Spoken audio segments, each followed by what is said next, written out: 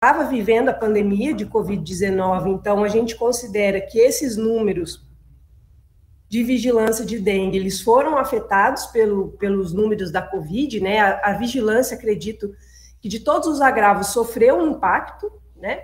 E aí, após isso, a gente tem a recuperação dos números aí 22 e 23, que foram anos epidêmicos seguidos. Mas ainda não havíamos passado a marca que foi registrada em 2015 de 1,5 milhão de casos por ano. Bem, 2024, eu sei de experiência própria que nas primeiras semanas do ano, a gente observou na semana 1, 5 mil casos. Na semana 2, a gente observou 10 mil casos prováveis, isso início do ano, né? Na semana 3, subiu para 55 mil casos. Então, em 3 semanas, a gente teve quase 80 mil casos aí registrados em 2024, e a curva inicial, né, dos dados aí em vermelho, apareceu que a curva epidêmica ela ia adiantar. Então, aí nesse gráfico a gente tem a comparação do início do ano de 2024 com os outros anos epidêmicos que eu mencionei para vocês. Então, em janeiro de 2024, a gente teve esse adiantamento da curva. E em março, que foi o nosso pico, olha o tamanho da curva em vermelho, né, dos casos de dengue, e olha o patamar em que fomos para os outros anos epidêmicos, né? Então, a gente levou aí alguns anos para ultrapassar 1 milhão, mais 5 anos para ultrapassarmos 1,5 milhão, e no ano de 2024, a gente está, acredito eu agora, nos dados de hoje, a 40 mil casos de 10 milhões de notificações. Então, nós estamos com um número 10 vezes maior de casos registrados do que no ano de 2010. Então, é um cenário muito atípico que a gente tem observado, e a gente falou hoje de manhã que o cenário que os estados e que os municípios estão enfrentando esse ano não é uma característica isolada, então todo o país está sofrendo impacto dessa epidemia de 2024 para os arbovídeos. Então, a gente tem todo esse cenário de dengue, e cabe registrar também que no início no final da semana passada, nós passamos a marca de 400 mil registros de chikungunya, que também foi o registro aí, salvo engano, maior da série histórica. Então, nós estamos diante de um desafio duplo, né? E baseado no cenário, de falarmos do cenário epidemiológico, eu já vou passar o próximo slide, a gente teve aí, desde o final de 2023, o aumento da detecção de casos, né, de amostras positivas para o vírus Oropost. A gente sabe que esse vírus já circulava no país, mas com a descentralização do diagnóstico, a gente observou que o cenário epidemiológico para o Oropost também tem a sua relevância. Então, só em linhas gerais, a gente tem no cenário até a semana 46 no Brasil, a gente trabalha no Ministério com o número de casos prováveis, né, para divulgação. Então, são todos os casos notificados, que são quase 10 milhões, menos os casos já descartados. Então, a gente tem 6.658.831 casos de dengue prováveis, né? Neste período, ocorreram 5.832, casos que evoluíram a óbito por dengue. Então, é a maior taxa de letalidade aí da série histórica. Os óbitos em investigação em torno aí de 1.200. Né?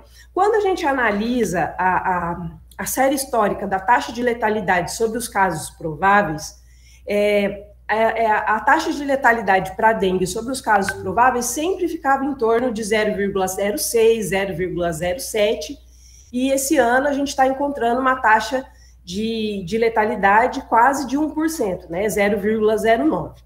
Quando a gente olha para a taxa de letalidade sobre os casos graves, que é um indicador um pouco mais sensível, que trabalha, né, que olha o número de óbitos sobre aquela população de maior risco para o óbito, a taxa de letalidade sobe a quase 6%.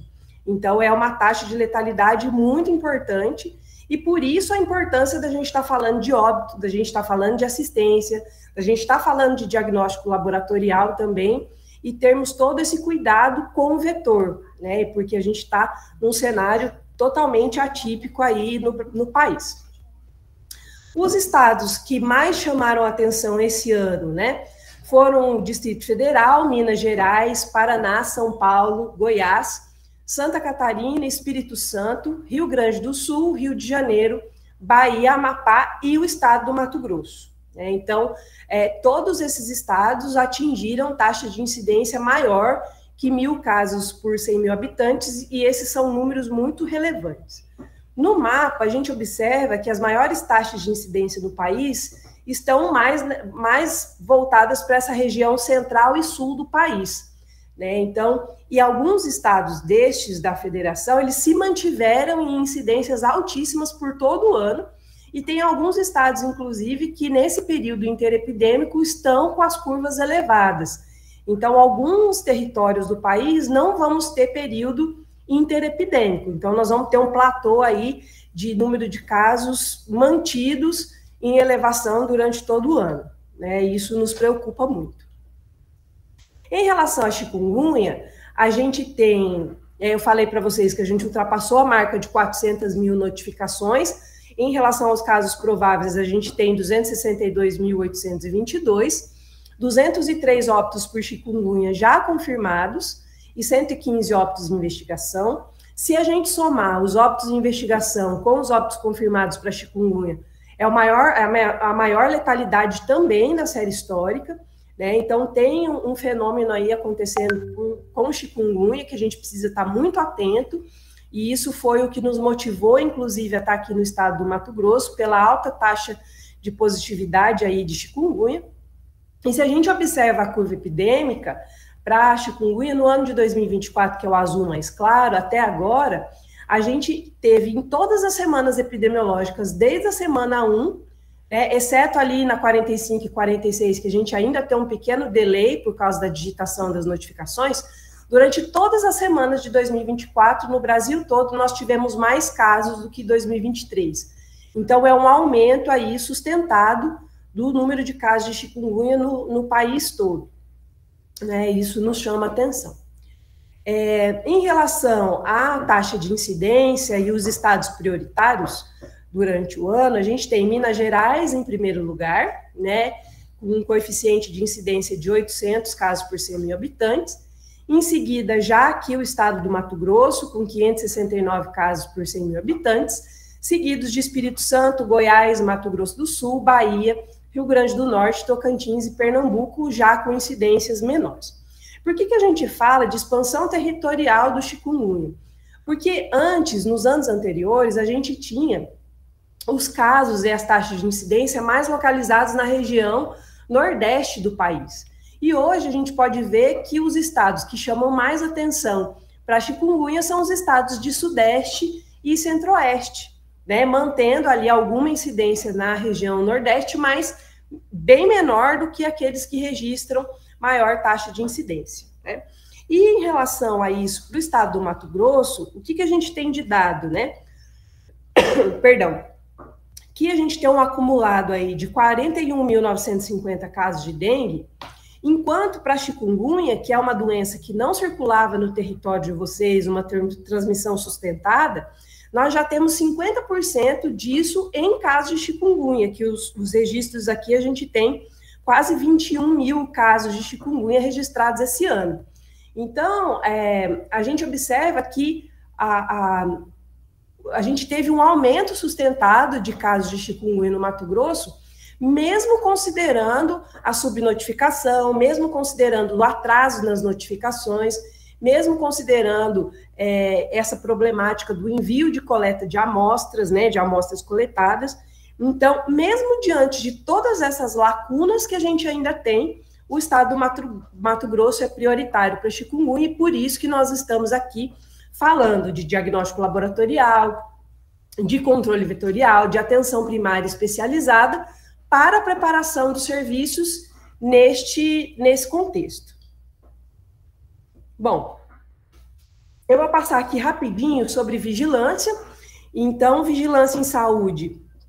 E eu vou começar a falar de vigilância para depois falar de investigação de óbito, porque a investigação de óbito, ela ocorre quando todas as ações de vigilância, de controle, de assistência já aconteceram e não tiveram sucesso, porque aí o paciente teve o desfecho desfavorável, né, o óbito. E como a doutora Lúcia disse mais cedo, o óbito por dengue, ele é um óbito evitável, né? E o óbito por chikungunya, ele é um óbito mais complicado, no entanto, a gente tem ações de suporte para o paciente que são possíveis de ser feitas, né? Então, a gente precisa pensar sobre isso. Então, o que a gente faz na vigilância? Bem rapidamente. Perdão. A gente faz coleta, análise de dados, interpretação de dados e produção de informação. A produção de informação, pessoal, ela pode vir por meio de boletins epidemiológicos, de informativos, de cards, de relatórios para gestão, né? E quando a gente observa, a partir da coleta, análise e interpretação de dados, uma mudança no padrão, né, dos registros, é obrigação da vigilância epidemiológica emitir alertas sobre isso, alertas epidemiológicos para quê? Para tomada de decisão. Por quê? Porque essas ações de vigilância, e aqui eu estou falando de vigilância epidemiológica, elas são atividades essenciais no planejamento, implementação de estratégia e avaliação do cenário para tomada de decisão. Ou seja, tudo que você faz na vigilância é uma ação que determina uma ação seguinte. Perdão, pessoal. E aí, a partir das ações de vigilância, dos alertas, a gente pode preparar os serviços, né? Como foi dito, o fluxo normal, a organização normal da assistência não dá conta de uma epidemia, né? A gente precisa estabelecer um quantitativo de insumos laboratoriais, insumos de controle vetorial apropriados a esses dados da vigilância, né? E a gente precisa se preparar para poder investigar e encerrar esses casos. Então, se a ficha não é preenchida, uma vez que ela é preenchida, se ela não é digitada, a gente não consegue produzir a informação necessária para a tomada de decisão. Então, os colegas da ponta, os colegas da assistência, os colegas da vigilância local têm um papel fundamental nisso, né? E essas ações, elas devem ser feitas em conjunto dentro da rede, né? Então, essa parte inicial, introdutória de vigilância, a gente quer trazer para que a gente possa ter um raciocínio, né, da importância de vigiar esses agravos. Bom, como foi falado inicialmente pela doutora Lúcia no período anterior, né, a gente tem as arboviroses que as principais que eu vou abordar aqui vão ser dengue, zika, chikungunya e oropoche, porque elas são arboviroses que elas são importantes no cenário nacional e elas têm características muito parecidas, né? E aí a gente retoma esse assunto porque tem coisas na vigilância que precisam ser consideradas a respeito dessas características parecidas e a de algumas outras que as diferenciam, né? Nos arbovírus. Então, vou ser bem breve na parte de dengue, tá? Dengue, ela é transmitida pelo Aedes aegypti, pela picada da fêmea do Aedes aegypti. E como a gente sabe, ela é uma doença febril, aguda e sistêmica. Ela tem 4 sorotipos virais, dengue 1, dengue 2, dengue 3 e dengue 4. E um conceito que eu queria dizer aqui, gente, não existe variante do vírus dengue. Existem 4 diferentes sorotipos. Então, é possível que a pessoa pegue dengue 4 vezes na vida. Por quê? Porque existem 4 sorotipos diferentes. Mas a gente não fala de variação, de mutação, do ponto de vista do conhecimento que a gente tem desses vírus, né? Então, tem dengue 1, dengue 2, dengue 3, dengue 4. Por que é importante a gente falar do sorotipo predominante? Porque é um sorotipo que a população está mais exposta e tem os outros sorotipos que, quando circulam, a população tem o risco maior de se infectar pela dengue de novo, porque eu tenho diferentes sorotipos circulando. Então, esse é um conceito aí muito importante. Bom, A dengue, ela varia de formas assintomáticas ou pouco sintomáticas, né, até os casos graves. E a gente considera que para a dengue, em torno de 25% dos casos vão apresentar sintomas. Depois eu vou apresentar uma figura para vocês que vai ficar mais fácil entender isso. E a gente tem 3 formas clínicas da doença, né? A dengue clássica, digamos assim, é uma dengue que transcorre sem grande agravamento, né? A dengue com sinais de alarme, que os sinais de alarme são aqueles que demonstram o início de uma gravidade no quadro do paciente, e o quadro de dengue grave, que é aquele que mais comumente evolui para o desfecho desfavorável. E o que a gente tem de sinais e sintomas de dengue? E eu coloquei só na dengue porque os outros sinais e sintomas são muito parecidos. Uma febre aí em torno de 38 graus, náuseas, vômitos, exantema, que é o vermelhidão na pele, mialgia, dor muscular, dor articular, dor de cabeça, dor atrás dos olhos, petequias, que são pequenas manchas, né, no corpo, e a diminuição, né, dos leucócitos aí nos exames. E esses casos graves podem evoluir para óbito, e essa questão que é de grande importância em saúde pública em relação à dengue. Bom, a Zika é uma outra arbovirose, ela tem uma importância muito grande no cenário da rede de assistência à saúde, né, no sistema de saúde como um todo, mas a doença aguda, ela é geralmente mais branda do que a dengue e que a chikungunya, e ela geralmente se resolve em poucos dias, né?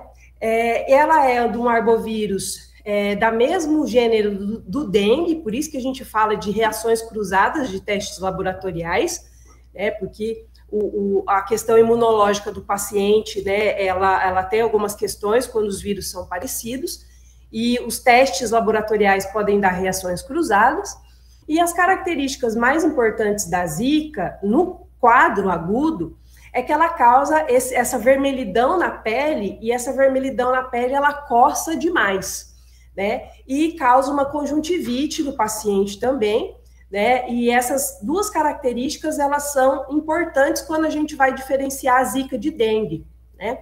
Então, a gente pode dizer de uma forma bem didática, né, e mais simples para a compreensão das pessoas, que dengue, ela é uma doença que faz com que o paciente desidrate pela alta permeabilidade capilar dos vasos sanguíneos do paciente. Então, didaticamente, a gente pode dizer que é uma doença sistêmica que faz o paciente perder líquidos, digamos assim, né?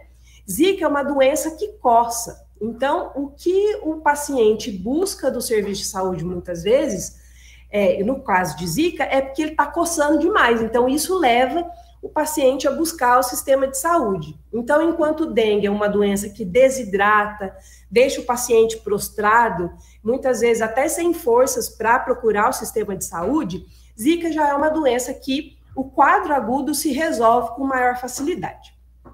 Qual que é a questão central na Zika? É que o vírus Zika, ele é um vírus que a gente chama de vírus neurotrópico, né? Ou seja, ele tem tropismo, ele tem preferência por células neurológicas, né?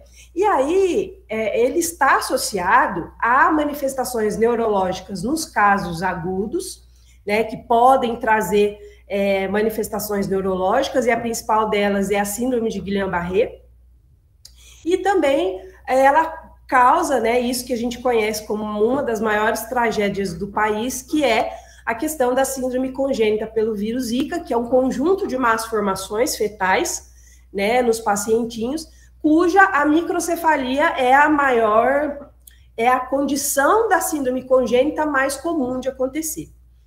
E como o Zika já não é complicado o suficiente, além da transmissão da picada da fêmea, do Aedes aegypti, a gente tem a possibilidade de transmissão vertical, ou seja, né, que vai causar essa síndrome congênita, transmissão sexual e transmissão acidental, no caso de uma transfusão sanguínea ou de órgãos. Então, Zika, ela é uma doença, sim, muito complicada. E por que a gente presta muita atenção em Zika? Por causa dessas questões associadas à doença e porque parece que Zika sumiu, né? A gente teve as epidemias ali, 16, 17, e depois a taxa de detecção do vírus diminuiu demais. Por isso que a gente diz da importância de se manter a vigilância do ponto de vista laboratorial bem estabelecida, porque a gente não vai saber se está circulando vírus Zika se a gente não testar, né, esses casos suspeitos. Então, a gente estimula, né, a questão da coleta de amostras laboratoriais, entre outros fatores que eu vou falar com vocês, mas também para a gente vigiar a questão do Zika. Então, relembrando, dengue é uma doença que prostra o paciente, que causa dor muscular, e é uma doença que, didaticamente, a gente pode dizer que desidrata o paciente. Zika é uma doença que coça e que tem essas questões neurológicas associadas. E chikungunya é uma doença mais predominantemente articular, se a gente for dizer o que diferencia uma doença da outra, né? A chikungunya também, como dengue e zika, é uma doença febril sistêmica e aguda, e a principal característica dela, né, que se conhece, é o comprometimento articular.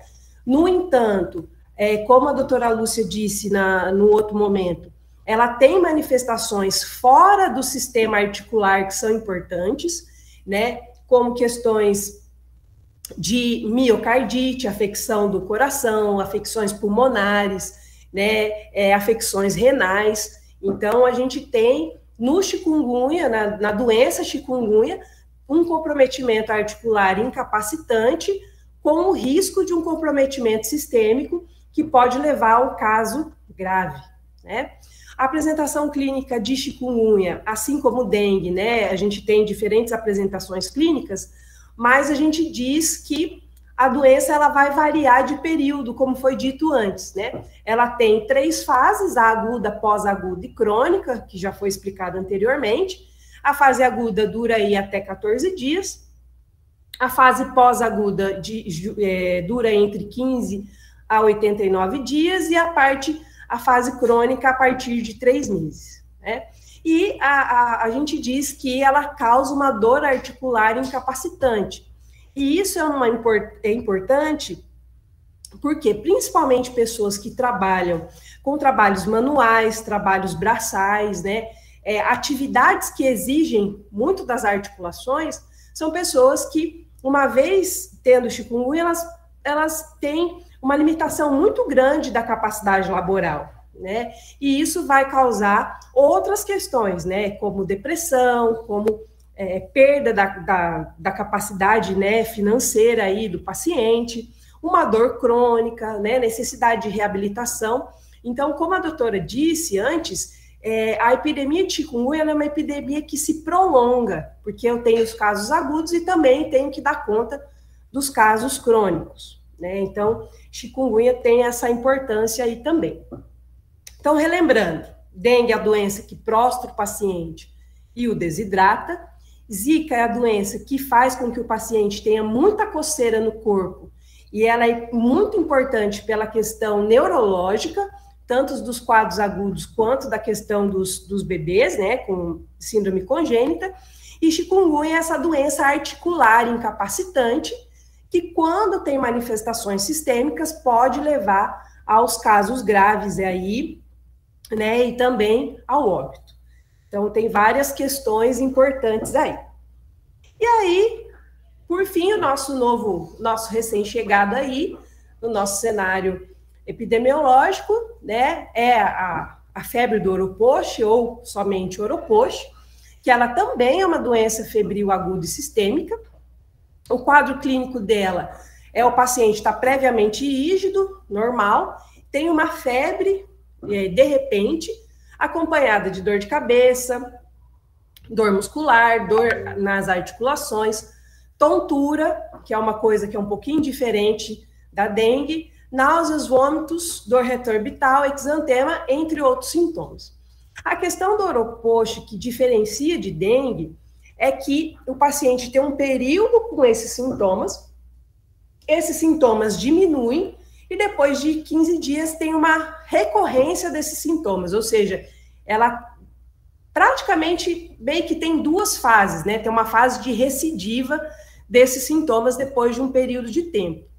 Assim como o Zika, o Oropost, ele causa um comprometimento neurológico importante, então são registrados aí na literatura casos de meningite e encefalite, né, relatados, né, associados à infecção de Oropost, e também a gente tem observado nos casos que a gente tem acompanhado, manifestações hemorrágicas muito importantes e que ocorrem mais rápido, né, no paciente, como sangramento pelo nariz, sangramento pela gengiva, petequias mais pronunciadas, hemorragia, né, uterina, menorragia, e também tem evidências de associação com aborto espontâneo e perda fetal, né? Então, o Oropost é uma doença que a gente começou a olhar para ela com mais frequência agora, mas também é um vírus que já é conhecido no Brasil desde a década de 1960. O agente etiológico, o agente vetor dele não é o Aedes aegypti, né? Ele é um mosquitinho, um artrópode aí, conhecido como maruim, né? Ou mosquito pólvora, e o nome científico dele é Culicoides paraensis, né? Essa é uma foto que foi gentilmente cedida aí pelo Instituto Evandro Chagas, no Pará, e ele é um mosquito, digamos assim, muito pequenininho, né? A gente já acha que o Aedes aegypti é pequenininho, ele é muito menor, né? E aí eu vou mostrar para vocês uma comparação entre o Aedes aegypti aí em cima e o maruim, né, o Culicoides paraensis embaixo, né? Então ele é um vetor que é difícil de você ver, né? E ele tem um comportamento um pouco diferente, né, do Aedes. Ele vive mais em áreas em que tem depósito de matéria orgânica, é um ambiente dele diferente do Aedes, que o Aedes já tá no meio urbano, né? Então, o Culicoides, ele tem uma biologia, uma ecologia um pouco diferente, mas tem a sua importância em saúde pública, uma vez que ele está relacionado com a transmissão do Oropost. Então, o Oropost, até onde a gente sabe, não é transmitido pelo Aedes aegypti. Ele tem um outro vetor, mas o vírus dele é um arbovírus, então a gente também vigia ele, né, na nossa coordenação, na nossa área. Bom, e aqui eu queria trazer duas figuras que são importantes quando a gente fala na vigilância. Aqui, vocês estão vendo uma figura de um iceberg, né? E aí, aqui está escrito em inglês, mas eu vou falar para vocês. A parte que está fora da água, que é essa pontinha do iceberg, no caso de dengue, são aquelas pessoas que foram expostas, se infectaram e tiveram a doença grave e evoluíram para o óbito, né? Logo abaixo, a gente tem as pessoas que adoeceram e que procuraram o sistema de saúde, né? Abaixo aí da linha da água, a gente tem as infecções subclínicas, ou seja, aqueles quadros mais leves ou com poucos sintomas, e mais abaixo a gente tem um grande contingente de pessoas que foram expostas, mas não se infectaram, que aí a gente chama de suscetíveis, né? E é esses suscetíveis que estão sob maior risco também quando se troca a predominância do sorotipo também, né? Então, numa epidemia de dengue, a gente diz que o que aparece no sistema de saúde é só a ponta do iceberg, aquilo que a gente vê fora da água. Então, quando a gente tem uma epidemia que tem milhões de registros, a gente entende que a situação é muito pior do que a gente está vendo, né? Porque tem a questão de subnotificação, tem a questão do paciente que não procura unidade de saúde, enfim. Então, numa epidemia de dengue, é isso que a gente tem. Por isso que a gente tem que ter a contingência, né, as ações de contingenciamento bem planejadas. No caso da chikungunya, acho que está todo mundo vendo aí que é um iceberg virado de cabeça para baixo, né? E, didaticamente, a gente diz que o maior percentual dos pacientes que estão expostos à chikungunya vão apresentar sintomas, né? De 70% a 80% dos pacientes apresentam sintomas, e é esse o tamanho do impacto no sistema de saúde, né? Então, toda essa parte aí, usando a analogia do iceberg, né? Toda essa parte aí que está fora da água é o contingente da população que numa epidemia vai procurar o sistema, né? Então, são atendimentos que acabam sendo cumulativos. Hoje você atende um X de pessoas, amanhã você atende mais um X de pessoas somados com os de ontem, porque a dor não se resolve na chikungunya e o paciente demanda muito do sistema de saúde. Então, por isso que a gente se preocupa muito quando a gente vê a possibilidade de uma epidemia de chikungunya, porque tem essas características. Além da necessidade, né, nos casos extraarticulares de internação hospitalar, além da necessidade de insumos, de medicamentos para dor, né, então tem toda uma questão de um impacto importante quando a gente tem epidemias de chikungunya. E aí, a gente precisa, olhando, né, para essas figurinhas aqui, trabalhar em rede. Então, eu não consigo fazer atenção ao paciente, notificar, investigar, encerrar esses casos, nem fazer o controle vetorial e nem ter vigilância laboratorial se eu não tiver uma rede bem integrada, né? Então, todo mundo faz parte dessa rede, né? O agente comunitário de saúde é importante, o agente de endemias é importante, a equipe de saúde das unidades é importante, a equipe de vigilância epidemiológica também é importante, os agentes, né, de controle vetorial, o pessoal que está na retaguarda no laboratório também faz parte, e tantos outros atores, né, aqueles que vão fazer mobilização social, informações. Então, tudo isso é muito importante na questão dos arbovírus. Bom, partindo para o final dessa primeira parte, a gente vai falar de notificação, o que é importante quando for notificar um paciente, investigação, para que a gente investiga, qual que é o objetivo da investigação e como que a gente conclui um caso. Depois a gente fecha essa primeira parte e vai falar da investigação dos óbitos, né? Bom, a notificação, ela deve ser realizada mediante a suspeita pelo profissional ou serviço de saúde que tem o primeiro contato com o paciente na rede.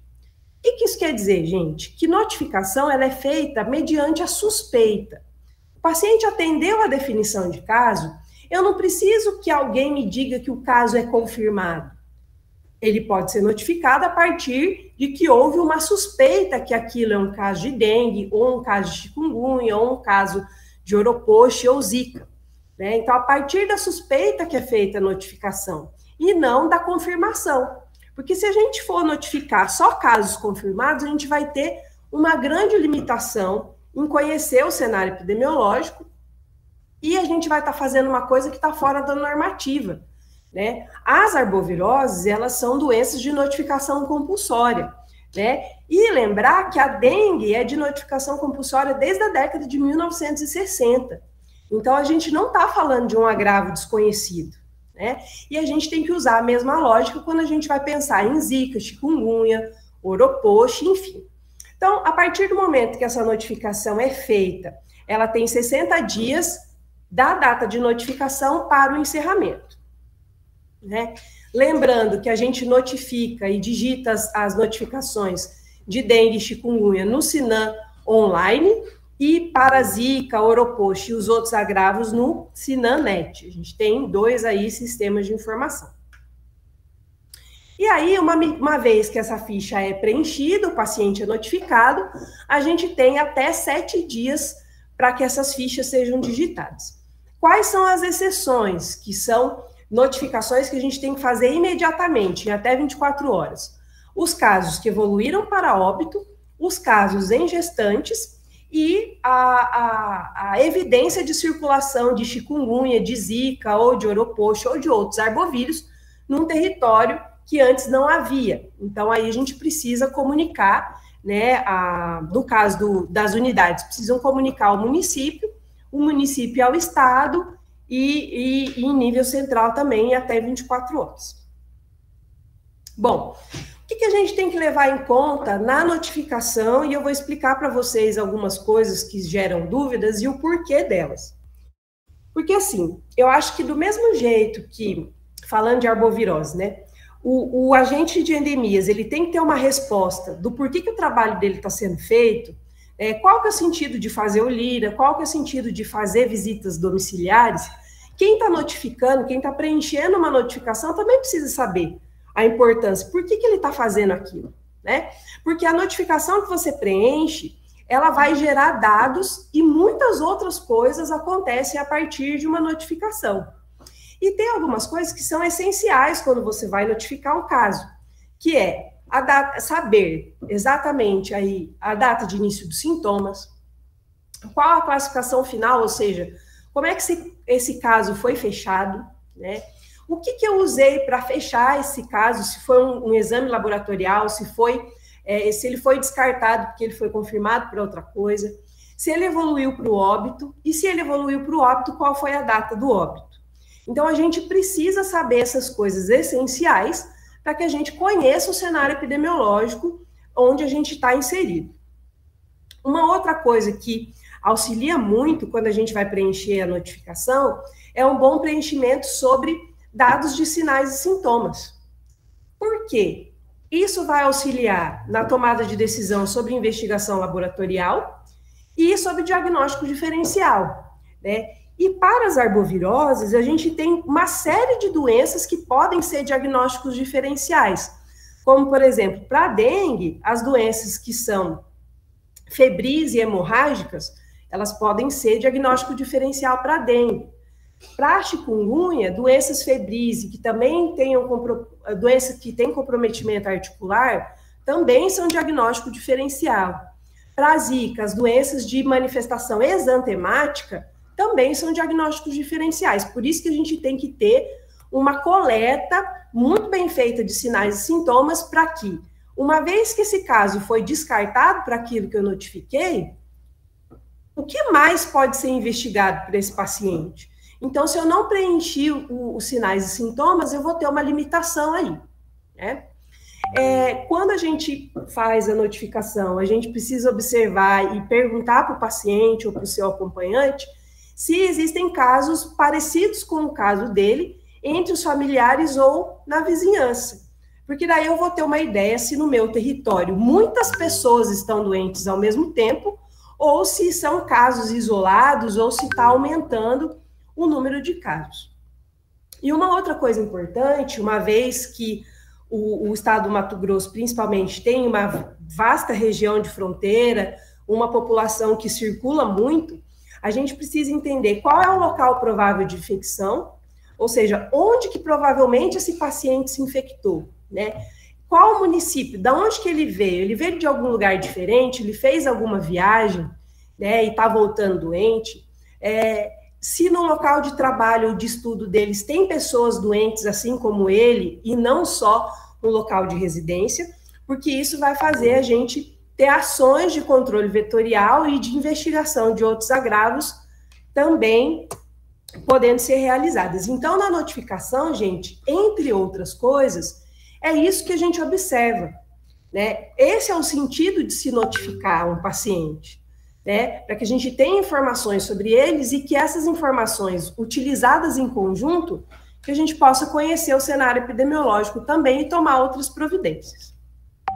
Bom, você notificou esse paciente. Você precisa investigar para saber se esse caso é realmente um caso confirmado a partir daquela suspeita, ou se ele é um caso que vai ser descartado.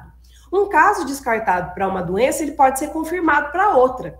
Então, por isso que a investigação ela é muito importante. E quais são os objetivos de se investigar? Né? Eu vou obter outras informações sobre o paciente, né? Eu tenho a oportunidade de coletar dados diretamente com o paciente em outro momento, ou com seus familiares, né? Eu posso lançar mão de outros dados, né, como o prontuário do paciente, sistema de informação laboratorial, né, sistemas de informação de atenção básica, ou seja, para conhecer o que está acontecendo ali no território, né? E por que eu olho para essa investigação? Porque eu preciso saber se é um caso clínico clássico ou um caso clínico grave, ou seja, esse conjunto de pacientes meus no meu território, eles estão mais graves ou os quadros estão sendo um pouco mais leves? Esse caso que eu estou investigando é um caso isolado no meu território ou ele faz parte de um conjunto de casos que estão acontecendo ali, né? E um terceiro ponto é se esses casos estão ocorrendo dentro do esperado para o ano, né? E qual é o perfil dessas pessoas? É mais idoso que está adoecendo no meu território? É mais criança? Que eu estou tendo um bairro no meu município que está tendo mais gente, né? Então, isso faz com que a gente entenda a situação que a gente está enfrentando a partir da investigação.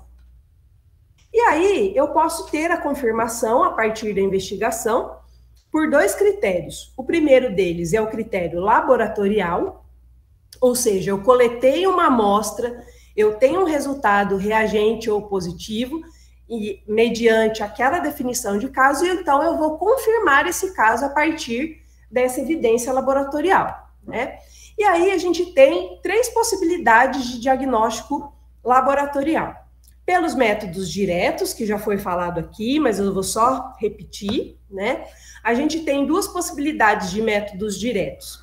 A primeira delas são os testes moleculares, que é o PCR, a primeira opção, em que você encontra o material genético do vírus na amostra do paciente, ou o teste de isolamento viral, em que você encontra o próprio vírus na amostra do paciente, né?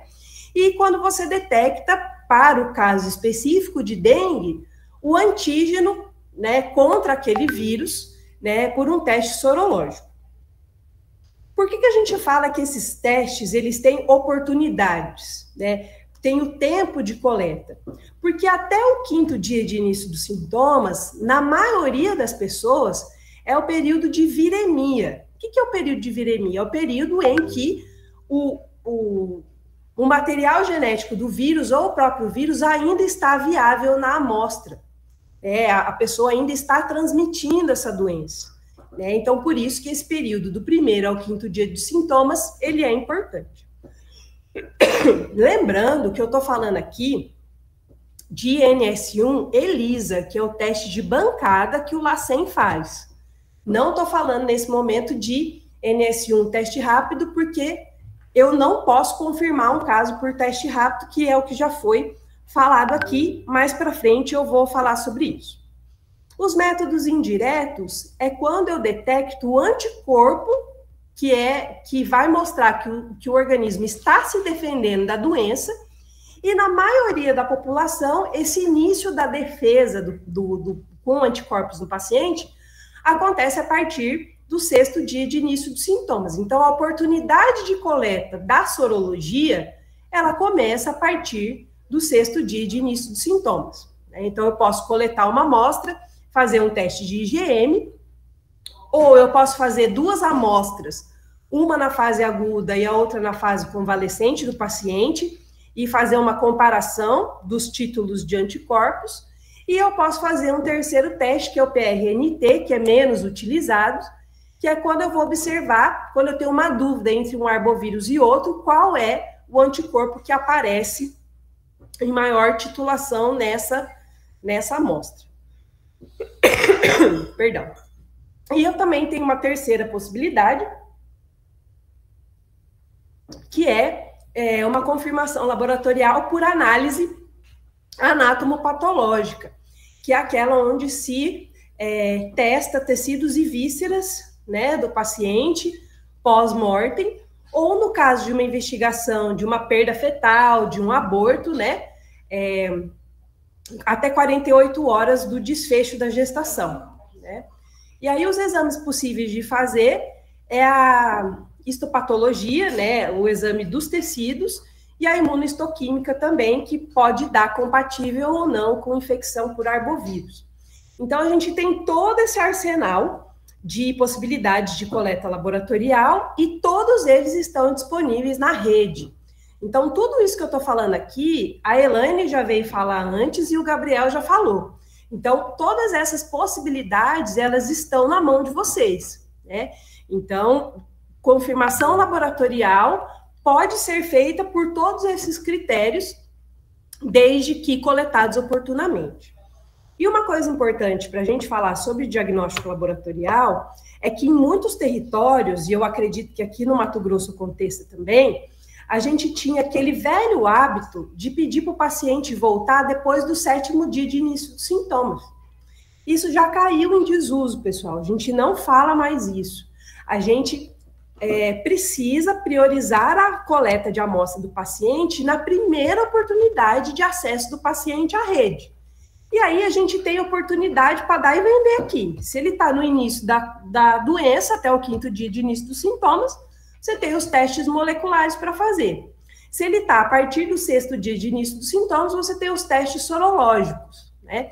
E o curso da dengue, ela vai durar aí de 1 a 15 dias. Então, a gente tem uma janela muito importante aí de possibilidade de coleta laboratorial. E ainda assim, se acontecer o desfecho desfavorável, a gente ainda tem possibilidade, havendo concordância da família, de coletar tecidos e vísceras para investigar e encerrar esse caso, né? Então, para critério laboratorial, a gente tem todas essas possibilidades, e lembrando que todos esses insumos, tudo isso está à disposição na rede, tá? Então, isso a gente tem possibilidade de fazer, lembrando, como já foi falado, que aqui nós não incluímos teste rápido, porque o teste rápido ele tem todas as suas limitações, né? E o NS1 para dengue, porque não existe NS1 para chikungunya e zika, tá? Essa imunoglobulina aí, esse antígeno, só tem no vírus de dengue. Então, se tiver alguém vendendo aí para vocês NS1 de chikungunya e zika, isso não existe, tá? E os testes rápidos de anticorpos, eles têm uma limitação maior ainda e eles são desaconselhados a serem utilizados, tá? E aí eu tô falando de teste rápido agora, o NS1 teste rápido para dengue, quando ele está positivo, ele indica uma infecção, ele não confirma, né? E o NS1 negativo, ele não descarta, ele só quer dizer que o teste não foi capaz de absorver ou encontrar o antígeno ali naquela amostra. Isso não quer dizer que o paciente não está doente. Então, por isso que, embora ele seja uma realidade, a gente tentou nessa nota técnica normalizar, né, trazer normas para o uso, se houver o uso, né, mas a gente desaconselha. E uma outra coisa importante é que os casos de grupos específicos com maior possibilidade de evolução ao óbito, eles devem ser priorizados na coleta de exames laboratoriais, que são as gestantes, os lactentes, né, os recém-nascidos, as crianças, os idosos, os pacientes que têm comorbidades, os pacientes graves em qualquer faixa etária e os imunocomprometidos, né? Esses pacientes, de todos os pacientes que vão passar na rede, esses devem ter prioridade número 1 para coleta de amostra, tá? Porque esses pacientes estão sob maior risco de óbito e de gravidade, tá? Então, a gente precisa compreender essas questões. E, por fim, tô acabando essa parte aqui. Quanto tempo já foi? Já foi. Tá. E essa parte do caso confirmado por critério vínculo, por clínico epidemiológico, é quando você não coletou a amostra, ou seja, não houve possibilidade da coleta de amostra por algum motivo, mas esse paciente ele tem um vínculo familiar ou pessoal com um paciente que tenha sido confirmado laboratorialmente. Então, a gente costuma enfatizar que o encerramento por clínico epidemiológico não é a ausência de exame laboratorial. Ele é um vínculo que é possível com um paciente que já tenha coletado a amostra e que já tenha sido confirmado. Por isso o sentido de dizer clínico epidemiológico, porque ele teve uma clínica compatível, o cenário epidemiológico fala a respeito daquela doença e ele tem um vínculo com alguém que já foi confirmado, né? Ou no território, né, no bairro, na localidade, ele tem um vínculo espaço-temporal, ou seja, dentro daquele quarteirão, daquele conjunto de casas, num período aí estabelecido de 15 dias, se eu tive casos confirmados laboratorialmente, como é uma doença de transmissão vetorial, eu posso fazer um vínculo espaço-temporal para o critério clínico epidemiológico, tá? Então, em relação à notificação, investigação e encerramento de casos, a gente termina a aula aqui. Vou dar uma pausazinha de 2 minutinhos para a gente trocar a apresentação, e muito do que eu vou falar na investigação de óbitos, vocês já têm a base aí nessa primeira parte, e aí a compreensão da investigação de óbito ela vai ficar mais fácil, tá bem? Então, agradeço a todos aí a paciência, e vamos dar uma pausinha, e daqui 5 minutinhos a gente volta. Obrigada, pessoal.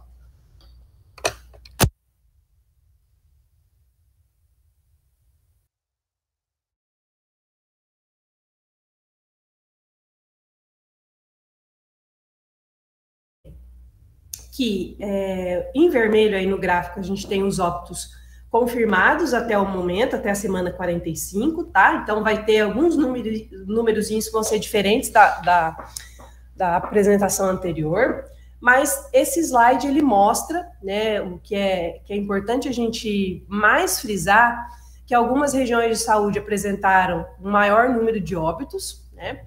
Então, região sudeste foi aquela que apresentou o maior número de óbitos, e isso não se dá por acaso, é a região que foi mais afetada, e aqui nós estamos falando de óbitos de dengue, né, em relação ao número de casos. Então, até a semana 45, a gente tinha 3.245 óbitos confirmados, seguidos pela região sul, 1.355 óbitos confirmados, e o centro-oeste aqui, né, 904 óbitos confirmados. Se a gente olhar esse gráfico, pessoal, a gente observa que quando a gente compara o percentual dos óbitos, né, daqueles óbitos notificados com os descartados, a gente observa que a gente tem um número proporcionalmente muito menor de óbitos que estão sendo descartados em relação aos que estão sendo confirmados. E um outro número que nos chama bastante atenção é o número de óbitos ainda em aberto, né? Então, a gente tem aproximadamente aí 8.200 óbitos notificados, né? 5.792 até a semana 45 já tinham sido confirmados, e encerrados, né? Isso corresponde a quase 85% dos óbitos, mas um percentual importante, né, dos óbitos aí permanece em investigação. Bom, em relação aos óbitos confirmados no país, o pico de óbitos ocorreu aí na semana epidemiológica 12, né? E a gente diz que essa foi uma curva um pouco mais antecipada, porque a gente via maior número de casos e óbitos, né, na rotina, né, na série histórica, a partir dali semana 15, 16. Então, houve um adiantamento dessa curva. Quando a gente olha para o tanto de dias que esses óbitos ficarem abertos, né, a gente tem uma mediana de 30 dias, né, mas a gente tem óbitos que ficou até mais de vários meses ainda em aberto, né? Lembrando que a oportunidade de encerramento de óbitos é de 60 dias a partir da data de notificação. Bom, aí essa curva em cinza é o número de óbitos ainda em investigação, né? Então, em relação aos óbitos confirmados, a gente teve um pico na semana 12, e o pico de óbitos que ocorreu, que ainda não foram encerrados, ocorreu na semana 20. Então, quando esses óbitos forem todos encerrados, né, levando em consideração aí, vamos dizer, um encerramento, uma taxa de encerramento de confirmados aí de 50%, a gente vai ter uma curva muito maior de óbitos, né? Então, o cenário dos óbitos do Brasil, ele ainda não pode ser 100% decifrado ainda, porque a gente tem esse grande contingente aí de óbitos que não foram fechados. E para os óbitos que estão em aberto, a gente tem uma mediana de dias de 186 dias em aberto. Então, são vários meses que esses óbitos ocorreram e ainda não foram encerrados. Então, isso demonstra uma dificuldade do sistema de vigilância, dos sistemas das vigilâncias locais em estar fazendo esse encerramento, e isso se deve a vários fatores.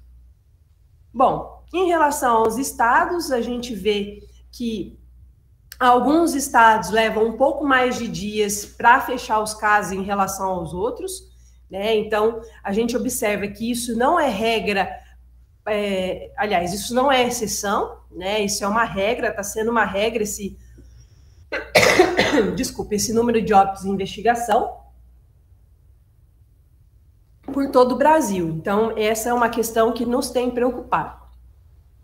Bom, em relação aos óbitos, o que aconteceu com essas pessoas que evoluíram a óbito no Brasil no ano de 2024? Quais são os fatores relacionados? Então, a gente fez um estudo para entender esses óbitos, aí no pico da epidemia desse ano, né? E a gente selecionou um número de óbitos já confirmados e outros em investigação para a gente fazer o encerramento e entender essa dinâmica desses óbitos. E a gente encontrou alguns números que nos preocuparam um pouco, né? Porque desses óbitos, a maioria deles foi notificado apenas em unidades hospitalares.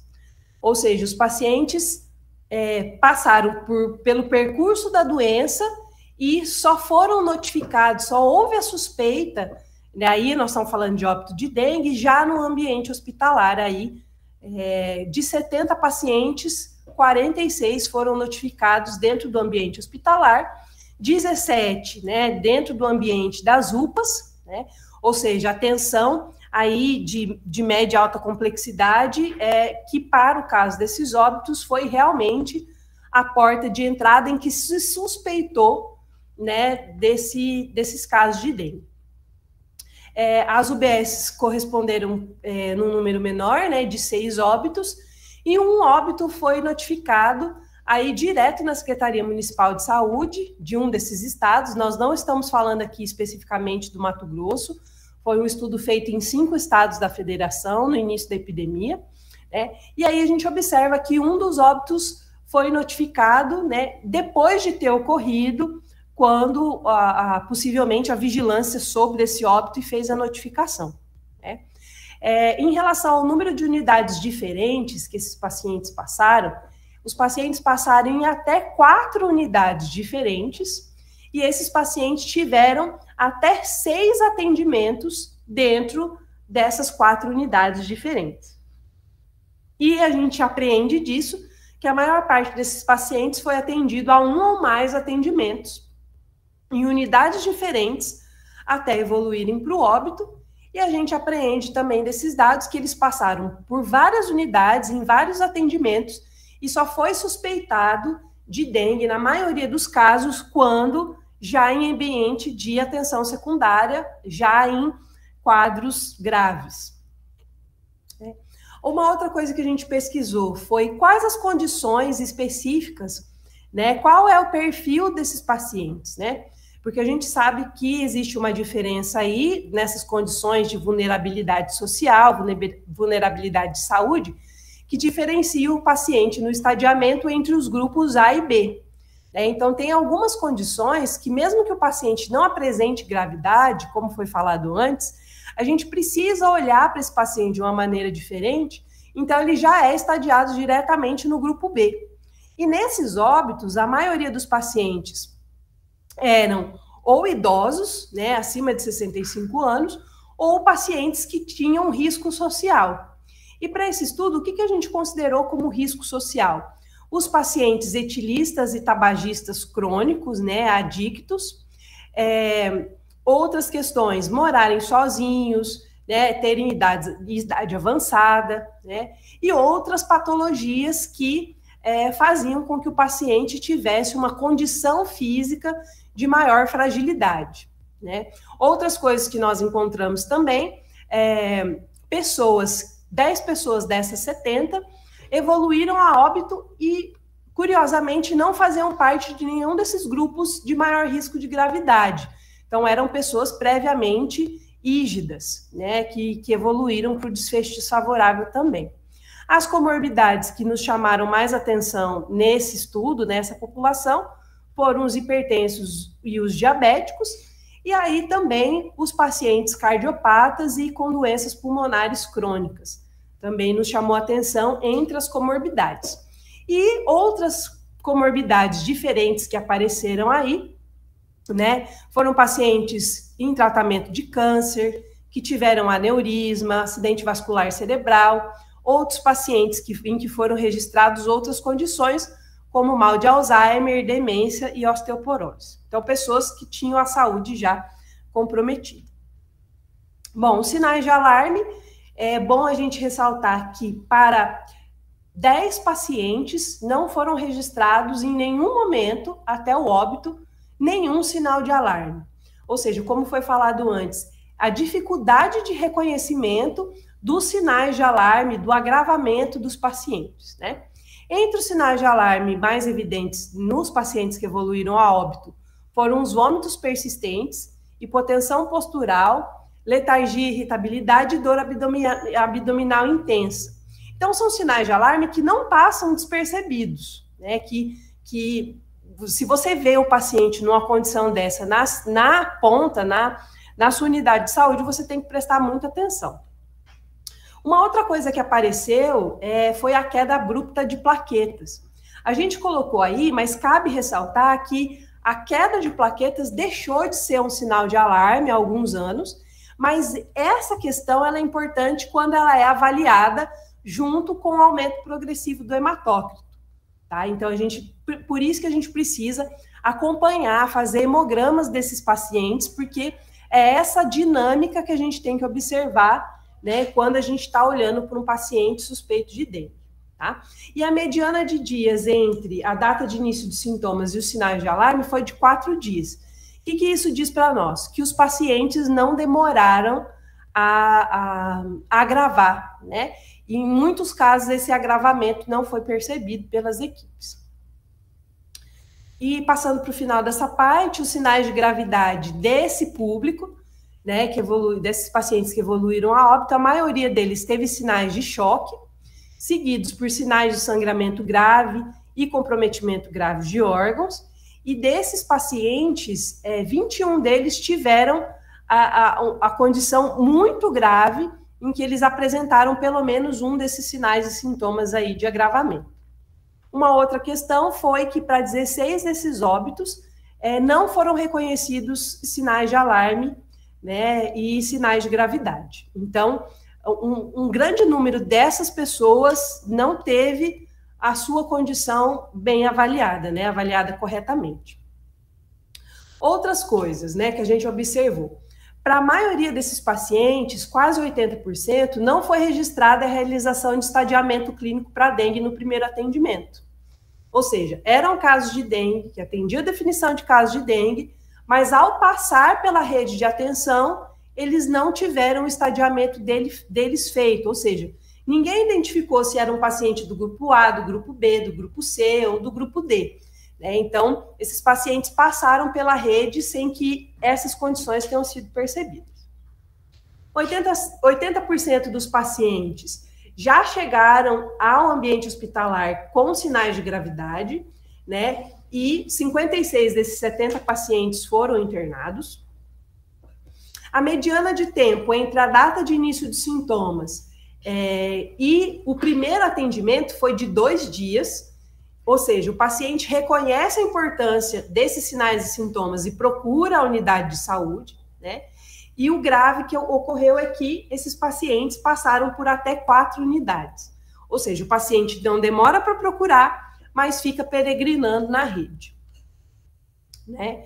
Então, passa por vários atendimentos até que o paciente seja efetivamente internado e durante esse percurso na rede, a gente considera que esses casos já poderiam ter tido uma resolução, né? Um manejo clínico apropriado aí nessa peregrinação dos pacientes. E a mediana de dias entre a data de início de sintomas e a internação foi de 4 dias, ou seja, mesmo procurando a unidade, ainda o paciente leva algum tempo para que seja suspeitado de dengue e internado. E, por fim, a dos clínicos evoluem para piora rapidamente. E a mediana de dias entre a data de início dos sintomas e o óbito foi de 7 dias. Ou seja, os óbitos aconteceram aí em torno aí do período de defervescência da febre, que é o período aí entre 6 a 7 dias. Bom, esse é o perfil dos óbitos que ocorreram no Brasil, né, no auge da epidemia. E é por isso, pessoal, que é importante a gente preparar os serviços, é por isso que é importante a gente ter uma vigilância ativa, é por isso que é importante ter o controle vetorial para evitar que esses casos, né, tentar minimizar a ocorrência desses casos, e por isso que é importante a gente ter o diagnóstico laboratorial para que a gente evite que isso ocorra. E todas essas questões que a gente conseguiu medir são coisas que já são conhecidas, né? A gente sabe que o paciente peregrina, a gente sabe que o paciente procura unidade, mas muitas vezes não tem atendimento. A gente sabe que a doença é uma doença dinâmica, que piora rápido, né? Então, a gente tem todos esses fatores que não são desconhecidos, mas que nesse estudo a gente conseguiu medir, né? Então, e aí agora, para finalizar, a gente vai falar um pouquinho da investigação de óbitos, uma coisa bem prática, porque toda a parte de vigilância de cenário epidemiológico a gente já abordou. Bom, o que se recomenda, né, para a investigação de óbitos? Se recomenda que cada estado, né, dentro das suas possibilidades, tenha um comitê interdisciplinar, né, de investigação e encerramento de óbitos, né? E o objetivo de quem investiga e encerra óbito, né, é analisar esses óbitos dentro de 60 dias e identificar entre esses óbitos aqueles que podiam ser evitáveis, ou seja, pensar o que falhou, né, na nossa rede, no percurso do paciente para que ele tenha evoluído para o óbito e propor medidas para melhorar a assistência e a vigilância em saúde. Lembrar, pessoal, que quando a gente investiga um óbito, não é para dizer quem foi culpado, quem é inocente, não é para coagir ninguém, nem nenhuma equipe, né?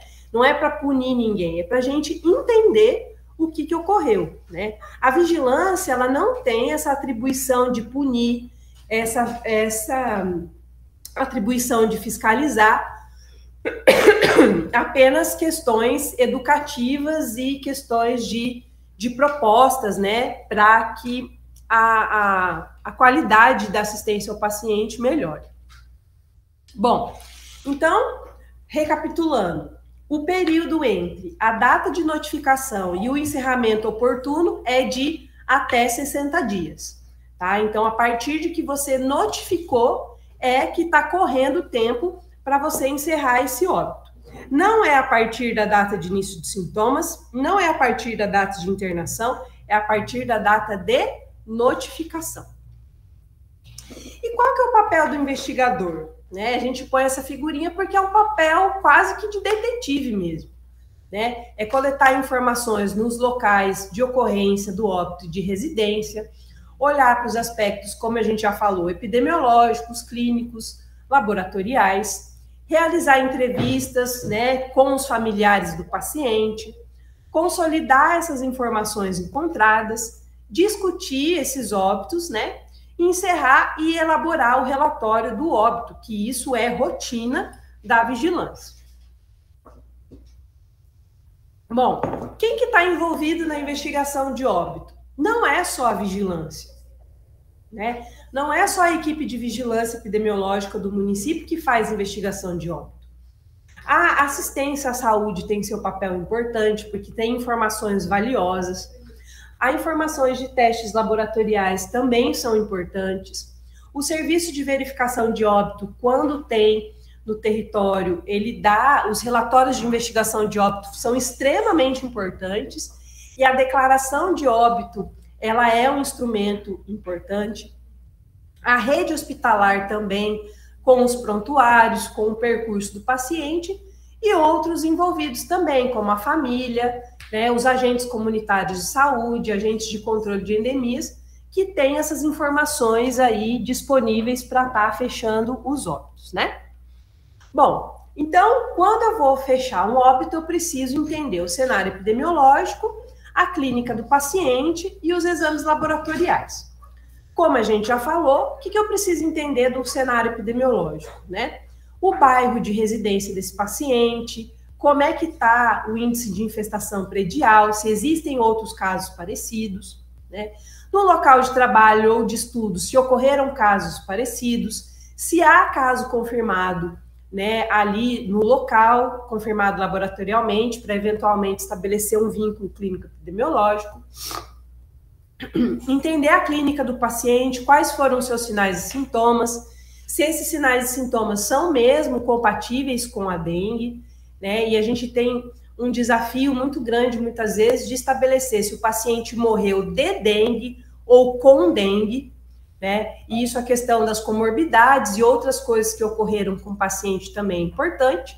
E se ele fez exames laboratoriais ou não, porque se eu não tenho amostras coletadas, não tenho exames, mesmo os inespecíficos, fica muito difícil eu fechar uma investigação de óbito de acordo com aquilo que é necessário. Lembrando, pessoal, que um óbito, ele pode ser investigado a partir de duas coisas, né? A partir das notificações do SINAM e a partir das notificações do SIM. Mas não existe a gente fazer investigação e divulgação de óbitos só pelo SIM. Não existe, porque não existe um padrão ouro de sistema de informação para óbito. Por quê? Porque eu posso ter um óbito notificado somente no SINAM, porque justamente na rede de atenção não foi suspeitado dengue, não foi feito essa dengue, essa chikungunya, essa zika, nem entra na DO, e a gente tem casos, o estudo descritivo dos óbitos nos mostra isso, né? E eu posso ter, por outro lado, pessoas que não foi notificado em lugar nenhum e ela morre, né, suspeita de arbovirose, e essa arbovirose ela vai aparecer ou como causa básica ou associada ao óbito. Então, não existe a gente fazer divulgação de óbitos só pelas DOs, né? Quando a gente fala de doença de notificação compulsória, é a vigilância que tem esse papel de investigar e encerrar os óbitos, e a declaração de óbito, ela é complementar à investigação. Só um pouquinho, gente.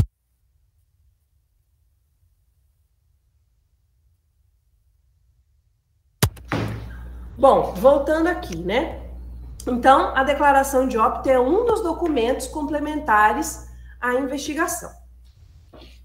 Bem, como eu disse, né, as informações do SINAM e do SIM, elas são complementares e uma não exclui a outra, né?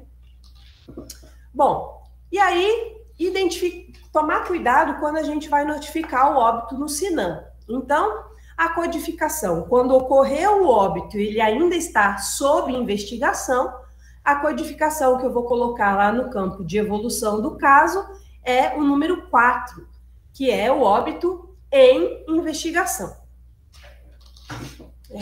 E aí, quando eu vou encerrar um óbito, eu posso encerrar pelo critério laboratorial, que é preferencial. Então, eu tenho encerramento de óbitos por critério laboratorial para todas as arboviroses, e a gente tem algumas ressalvas, né? Que, como a gente já disse, teste rápido imunocromatográfico não encerra caso, muito menos óbito. Então, a gente tem essas duas notas técnicas que a gente disponibiliza para que quem tiver curiosidade, intenção de conhecer sobre isso, tem esses dois documentos, né? Então, a gente tem confirmação de óbito pelos mesmos elementos que a gente confirma os casos que a gente já falou, né? E teste rápido não confirma caso e nem encerra nem caso, nem óbito.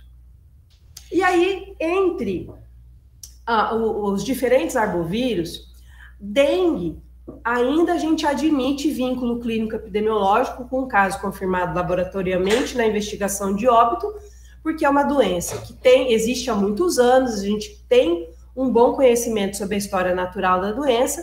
Entretanto, a parte de encerramento de óbito preferencial ainda é laboratório, tá? Chikungunya, o encerramento dos óbitos, principalmente em regiões que o vírus não circulava anteriormente, ela é quase que obrigatória a gente ter o critério laboratorial, mas o sistema admite investigação e encerramento por vínculo clínico epidemiológico, desde que tenha um vínculo familiar ou espaço-temporal com óbito confirmado laboratorialmente, com caso confirmado laboratorialmente, isso é obrigatório, né? E Zika, o encerramento de óbitos é obrigatório ser por critério laboratorial, pelas evidências que a gente tem de possibilidade de confirmação dos casos, tá? Então, a gente tem essas possibilidades aí de encerramento. Lembrando e ressaltando e reafirmando que o encerramento por critério laboratorial, ele tem preferência sobre todas as outras formas de encerramento, tá?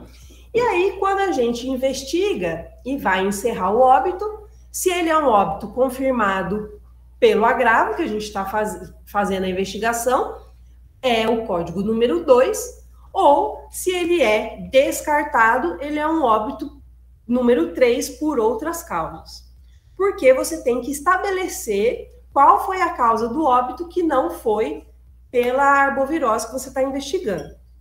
Uma coisa importante, não existe óbito em investigação de um caso que não é confirmado. Ou seja, eu tenho que ter um caso confirmado para eu investigar aquele desfecho óbito, tá? Porque a evolução do caso ou é cura ou é óbito, né? Então, a partir de um caso confirmado. Porque eu não posso dizer que é um óbito por dengue ou investigar um óbito por dengue, por exemplo, se o caso nem é dengue, né? Então, a gente tem que estabelecer essas questões. Foi nada. Então, óbito confirmado, codificação 2, e óbito descartado, ou seja, um óbito que ocorreu por outras causas, código 3.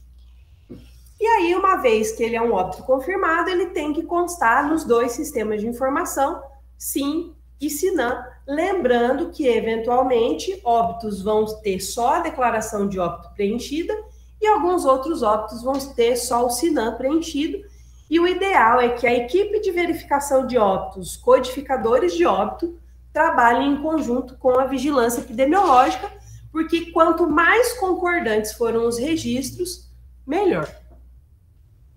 E aí, partindo para o final, a gente fala um pouco das inconsistências, né? Quando a gente vai encerrar um óbito, né, e a gente vê que a classificação final do caso, estou puxando para a dengue aqui, né? A classificação final 10, que é o dengue clássico, que não teve nenhuma identificação de sinal de alarme de gravidade, a gente se pergunta, né? O paciente evoluiu para óbito, mas não teve nenhum sinal de alarme, nenhum sinal de gravidade, né? Então, a gente precisa entender na investigação o que de fato aconteceu com esse paciente, e essa codificação da classificação final, ela pode até ser revista, né? Então, o paciente tem a classificação final preenchida, ou seja, é um caso confirmado, e tem, quando é um óbito confirmado, também a codificação 2 na evolução. Uma outra inconsistência que a gente tem que se perguntar, né? Como eu falei antes. O caso é um caso descartado, ou seja, ele tem a classificação final número 5 e evoluiu para óbito pelo agravo. Então, isso é uma inconsistência, isso não pode ter no meu banco de dados, né?